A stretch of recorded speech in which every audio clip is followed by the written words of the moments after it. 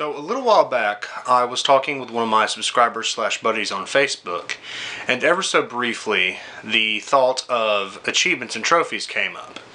And I was mentioning how it was really disappointing that Nintendo hasn't really jumped on this bandwagon yet. Now what I mean is, when playing Bayonetta 2 on my Wii U that I used to have, there were these little things that would unlock as I played, but there was nothing that was tied to my profile. Now, with Nintendo giving us actual profiles that we'll be able to put money on and have games tethered to instead of tethered to the console, which if your console breaks, if your Wii U broke, you would miss out on a bunch of digital games. Hell, I sold my Wii U to my friend Enoch, so he has like my Shovel Knight and a few other digital games that I had, and you know, those are stuck to the console. And I don't know if he could put a new profile on there or if it even matters. But I wanted to briefly talk about achievements and trophies, because I remember a long time ago I did a video on them, and it was a negative video talking about the idiots that just care about getting the score up. They don't care about what games they play, don't care about the quality of games they play. But me personally, I really like trophies and achievements, and today I'm going to do a positive video talking about them. So maybe you'll enjoy that. I don't know, fuck it, whatever. Why are you here? I often find that trophies and achievements tend to be a good thing. See, back in the day, you would have to carry your memory card or even your entire system over to a friend's house and be like, see, I did this. See this save file that says, 110%, I did that. I found all the banana birds in Donkey Kong Country 3. It was really difficult back in the day to show off your gaming accolades to your friends, because unless you had the memory card or unless you had the way to take the system to their house, or if you took a photo of it or something, you just had no real way of proving these things to your friends. Yeah, I beat God of War on the hardest difficulty. Yeah, I found every secret mission in Devil May Cry 3. Now, these days, all I have to do in order to point out one of these achievements or one of these trophies is just point them to a profile page, point them to my gamer score or my trophy list, and they can see that I have played and beaten some of these games. Now, I understand that sometimes trophies and achievements can point out how shit you might possibly be. Why do I always yawn? I hate when I yawn during a video, I apologize. They can oftentimes point out how shit you can be because, of course, you'll see that some people only play on easy or some people don't even finish games, and that kind of thing happens. If you go and look at my achievement list right now, I've played a lot of Xbox One and Xbox 360 games. I have a lot. I have 100,000... No, that's not true. I have 110,000 gamer score now, I think.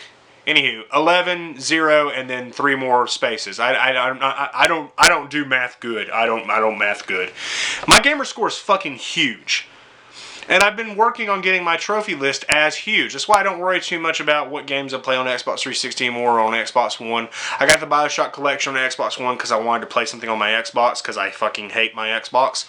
But you can see just how many games people have played, what games they finished, what games they didn't finish, what games they like. Like, if you go look at my PS3 trophy list, you'll notice there's a lot of games. I actually went to, like, some web page that actually tallied up my score.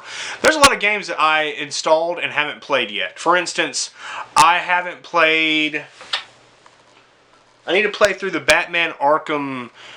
It's not really a trilogy. I need to play through Batman Arkham Origins, Arkham City, and Arkham Asylum on PS3. I played through Arkham Asylum and Arkham City on Xbox 360. I almost said one. And you can go see those achievements. But I wanted to replay them on here, and I don't know why, but I almost felt like Arkham Knight was a PS4 game. There's something about that game and Batman's sleek, sexy black suit that screams PS4 to me. So I wanted to play it on there. So I repurchased them for PS3, and I have yet to get around to actually playing them. I started Origins, and I haven't played.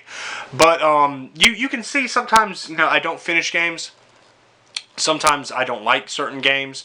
There are games on there that I played for about 5 minutes and then took back, like Digimon Cyber Sleuth. And sometimes I can delete... I can delete games that I don't have any trophies unlocked in. Like, for instance, an unfortunate side effect of letting my cousin, who I will not name, play one of her Bleach games on my PS3 is that I now have a Bleach trophy on there, and I can never get it the fuck off. I don't even want its ratings. I just want the trophy gone. I don't like Bleach. Bleach sucks. But I really like achievements and trophies, and I'm going to explain some of the reasons why I like achievements and trophies. Aside from trophies and achievements allowing you to basically just show off your gaming prowessness, they also allow you to diversify your playstyle. One thing that I noticed while playing through BioShock Infinite, despite not liking the game, it had a lot of different achievements for using different weapons. There was, of course, the very first one I got was the pistol, because I was just running around pistoling everybody until I found a better gun. And so I really quickly unlocked whatever the achievement was for just killing a certain number of enemies with the pistol. And then I realized you had that same achievement for the machine gun, the shotgun, the carbine, the sniper rifle, the rocket launcher, the grenade launcher. Fight that yawn, Brett. Fight that yawn. So you had a lot of different achievements that would have that I would have otherwise not messed with. My favorite weapons in BioShock Infinite were hands down the hand cannon, the carbine, the default assault rifle, and the sniper rifle. And if I could have carried all the guns at once, those would have been the ones I used like all the fucking time, unless I was against one of those Big Daddy knockoffs, which I didn't talk about in my video. Those guys were stupid, pretty stupid. But with these different achievements for using different weapons, I diversified my gameplay styles. Whenever I came across a rocket launcher, I'd pick it up and kill a few enemies with it just to get closer to that one achievement. There was a moment when I noticed while looking through the achievements that there were achievements for killing a certain number of enemies while riding the sky rails. And I thought, okay, I'll try that. And it wasn't until I got to the very end of the game when I was like, yeah, this is probably the final confrontation, that I had to destroy the blimps and stuff, that I did all of this sky rail stuff. But during the sky rail thing, I had a sniper rifle and I actually popped the dome of one of the enemies while on the sky rail, and a new marker popped up for a new achievement. I was like, what is that? And I looked at my achievement, it's like, get 5 headshots while riding the sky rail. And I was like, shit, I can do that. So with these achievements, I was able to diversify my gameplay style. And I've seen this many times in other games. For instance, you have games that have moral choices, unlike BioShock Infinite. Sorry, I can't help it. You have games with moral choices, like for instance, Infamous Second Son back there, which I still need to go through in my Diabolical Evil playthrough. With Infamous Second Son, you go through and you have a number of different choices, not just the big moral decisions, but everyday things, like whether or not to help or hinder people on the city streets, whether or not to kill or incapacitate your enemies. And these things help diversify the gameplay, and there's a lot of reasons why people do them. It's not just because you want to create your own adventure. That's usually how I do it. Whenever I'm goody little two-shoes, or maniacal devil, what is devil? Or maniacal diabolical Brett. Whenever I have this certain gameplay style, it's because I want to create a certain type of character. For instance, when I play, say for instance, Oblivion. I don't like the Elder Scrolls games, but I occasionally play Oblivion. I usually find myself playing as the prototypical paladin. I'm a guy who uses healing magic, I use heavy armor, I use big weapons. I'm nice, but if you fuck with me, I'm going to take you down. In games like Fallout, I'm usually basically I'm not a raider, but I am like the guy you do not mess with in the wasteland, and I'm also a scrapper. I get all these different bits of material and scrap and equipment and weapons, and I take them back and I barter them for caps or for other items. I like to play a certain way, and with different achievements for different moral decisions or different achievements for different karma levels, you are able to diversify your gameplay. That's one thing I had a problem with Fallout 4. There was no longer a karma system, which is stupid. Why'd you take that out? But I always enjoy having different achievements that help me to diversify my gameplay. It's one thing that I enjoy quite a bit. Being able to play through as Goody Little Two-Shoes or a fucking Baby Strangler. Being able to decide, you know, well, I can kill a certain number of enemies with this gun, or I can just keep playing this way. You know, being able to decide whether or not you go down a certain pathway. Being able to decide whether or not you make a certain choice. Not even necessarily a moral choice, like at the beginning of The Witcher 2, where you make a choice to side with one side or the other, and that changes pretty much the rest of the game for you.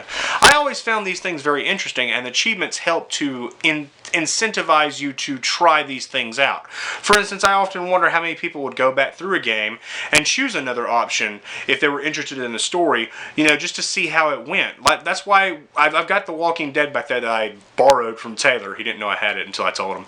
I borrowed The Walking Dead on Xbox One from Taylor, and going through that game, I get a little bothered because all you have to do to get every achievement in the game is just play the game. There are a few that you can miss by making but making a certain choice. Like for instance, what is it, the reunion trophy achievement? There's the trophy or achievement for meeting an old friend, and you don't get that unless you make a decision to hide real quick, and I missed that one the first time I had to play that chapter over again. But the thing that bothers me about The Walking Dead and its achievements and whatnot, there's never any type of diverging pathway achievement or trophy. You play the game, you beat the chapter, you get the trophy, you get the achievement. But there's never a decision whether or not to choose certain things. Like, for instance, whether or not you choose to side with Kenny or to side with the other people in multiple scenarios, because there's a lot of times Kenny puts his fucking foot in his mouth. Holy shit, the end of season 2 made me cry. It made me cry. There are a lot of different moments where the game could throw out different trophies and achievements to incentivize replay value, and there just isn't a lot of replay value with those games, I feel, because there isn't a reason to go back and check that other pathway, unless you really like the games like I do and you go back anyways. But with different achievements and trophies, you can go back and you can experience some things that you may not have experienced before. For instance, like I said, playing Bioshock 2 and sparing every single NPC and saving every little sister gets you an achievement, which makes me wonder if there's an achievement for murdering everyone, and it's cumulative. If I killed one NPC, like for instance the giant mutated character who wants to go outside, but the recordings of him back when he was saying was like, please put me out of my misery. If I had killed him, I would have missed out on that achievement. There's a lot of different things that achievements and trophies, and good game design, of course, can really incentivize replay value. That's something I've always enjoyed. Let's be honest, one of the biggest things that entices players to play on harder difficulties is definitely gamer score, or those pretty little silver and gold trophies. When it comes down to it, I played through almost all the Halos. As of right now, I need to finish Halo 5 on Legendary. I think I'm next to like the next to last chapter. I need to go through some more of the Master Chief Collection on Legendary, and as for like Halo 3, Halo ODST on 360, not the Master Chief Collection. Make sure you check the 360 if you're going to check my trophies, or my achievements, my bad, my achievements. I played almost all the Halos on Legendary. Even the old school ones on Xbox I went through at least on Heroic, because Legendary was a bit much for me when I was younger. But playing through these games on these harder difficulties doesn't really have the merit that you would think it would without the achievements or the trophies attached to them. Because like I said back in the day, yeah, I beat Devil May Cry 3 on Dante Must Die mode, and I did. Trying to do it again on PS3 has been an endeavor. But going through these modes back in the day didn't have the oomph it does now, because you didn't have any sort of... you didn't have anything to show for it. You had a save file that said you did it. That was about it. But having your trophy list or your Xbox, Xbox achievements online, showing people, hey, I did this, I did that. Like, I was checking, I'm going to call out a buddy real quick. I was checking my buddy Kevin's trophy list the other day, because sometimes I just check your trophy list. I'm sorry, I do. And you have so many platinums. I don't remember how many platinums you had exactly, but you had way more than me. When I go through and look at my platinum list, I've got 5. I have 5 platinums. And some of those are bullshit platinums, like the Walking Dead games. But like, when I think about these gamers, like my buddy Kevin, who are dedicated to not only beating a game, but finding every little secret, finding every little avenue, and getting a platinum, that right there shows me that not only did somebody somewhere make a game that he really enjoys, but the trophy system can't be a bad thing when people are willing to go this far. Like, you have an entire YouTube organization called Achievement Hunter, and their name says it all. They hunt achievements. And they help many other players get some of these very difficult achievements. Like, I think one of the most difficult achievements that I ever went hunting down, if I recall correctly, it's in Advanced Warfare, and there's an achievement for when you're in late game, and there's a checkpoint right fucking next to the end where you would be able to restart if you failed. There's a part at the end game when you regain, no wait, it's not Advanced Warfare, it is, it's Ghosts, my bad, it's Ghosts. Near the end of the game, you get access again to their whatever the fuck that death satellite is, and the achievement is destroy all the enemy troops without damaging any of your allies. And I can't get it, because there's a checkpoint right there, and it fucking breaks your focus, because you have to play the whole goddamn level over again just to get back to that one spot. It's maddening. But I've played a lot of different games on different levels to get different achievements. I remember one time I was at my friend Taylor's house, and I had Fear 2, and just for a goof he said, hey, I dare you to play the whole game on hard. And I was like, I can do that.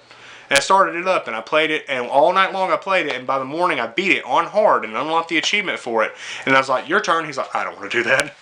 Like playing Fear 3 on Insane, playing the Gears of War series on Insane, playing different games on their hardest difficulty. These things are very frustrating, arduous achievements, not those types of achievements, very arduous, frustrating accomplishments that we probably wouldn't go through if there wasn't a shiny little reward at the end of it for us to basically, show off how good we are at a game, gloat, or just be like, hey, I did this. I love that in gaming. I love achievements. I love trophies. And of course, like at the start of this video I said, it's a real shame that Nintendo hasn't jumped onto this. I hope that eventually, some way, they update their system so that when you're playing Nintendo Switch games, you can unlock accolades, or whatever the hell they want to fucking call them. I think accolades would be a good one because it doesn't step on any toes with trophies or achievements. But I like trophies and achievements. I don't know if you like trophies and achievements, but I like them. And some of my favorite games I have played to death and gotten as much out of them as possible. For instance, I'm a big fan of Dead Space. I still need to platinum it on PS3. I'm 2 trophies away from platinuming it, but I have every single achievement on Xbox 360.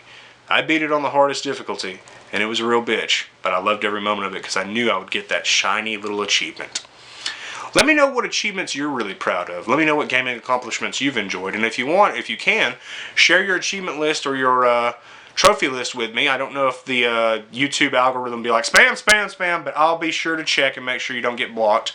But let me know what you did in gaming that you thought was really fun and you like showing off that particular achievement or that particular trophy to people. Let me know how many platinums you got. Let me know what level your PSN profile is so I can compete a little bit. I think I'm at like 16.